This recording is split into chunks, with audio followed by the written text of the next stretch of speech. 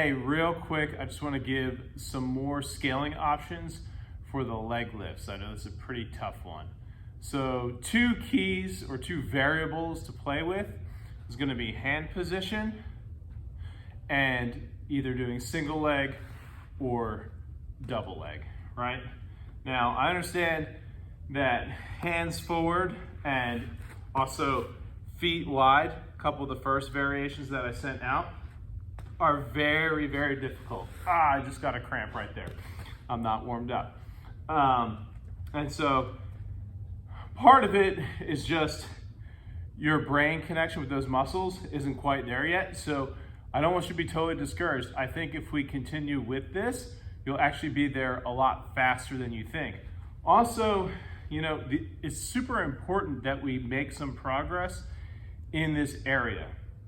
We're really focusing on your hip flexors here, and having weak hip flexors is associated with so much pain and dysfunction. And my goal is to avoid having you all ever get to the point where you're in pain and dysfunction and needing to do this as rehab, right? So we want to do this as prehab.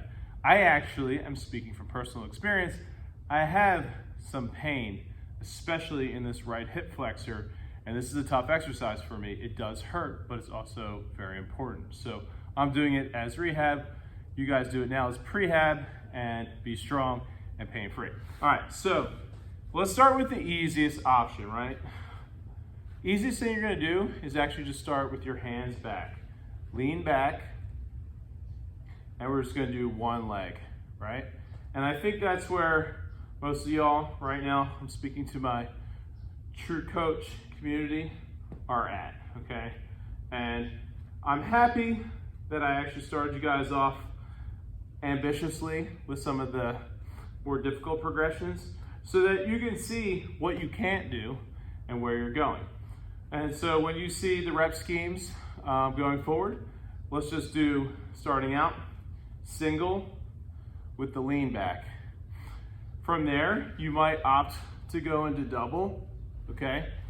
That's gonna get your core really involved. It's actually gonna have less hands involved and more ab support, which is ultimately the point of this exercise, is pressure, coordination between the abs and the hip flexors, having them work together. Compression, they call it, okay? So next thing you could do is bring your hands a little bit more forward, right? Now we're feeling a little bit tighter, a little bit more compressed. And so really the trick that you all aren't feeling is to actually squeeze your abs even harder, right? Engaging the abs is gonna allow some transfer of energy into those hip flexors. As you go forward, you can actually compress and press into the floor. So I'm not able to just have my hands loosely here and lift off the ground. I'm actually pressing into the ground and squeezing very hard my abs. This is the advanced version, right? And that's probably what you don't see, is that pressure. So I'm really pushing, using the force from the ground into my arms, pushing and resisting with my abs. And so that is what allows, like how I lost my breath there, allows me to get my feet off the ground. 20, 4 sets of 20 is very ambitious, very, very ambitious. That really turns into an ab exercise. If I want to keep it a little bit more hip flexor, I'll do the single leg, okay? This is not super easy for me.